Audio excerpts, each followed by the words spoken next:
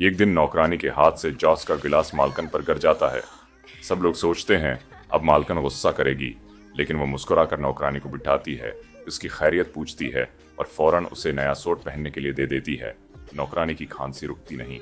ये देखकर मालकन अपने बेटे से कहती है, जाकर देखो इसके बच्चे कैसे हैं। जब बच्चा जाकर देखता है तो मालूम होता है कि दोनों छोटे बच्चे भूख से निढाल हैं। ये सुनते ही मालकन फौरन सब्जी, फल, दूध और मीठा लेकर इन बच्चों के पास पहुंचती है। वो रास्ते में सोचती है कि असल खुशी दूसरों के दुख बांटने में है। फिर वो नौकरानी को अपनी कार में बैठाकर सीधा अस्पताल ले जाती है और वहां इसकी दिल से देखभाल करती है।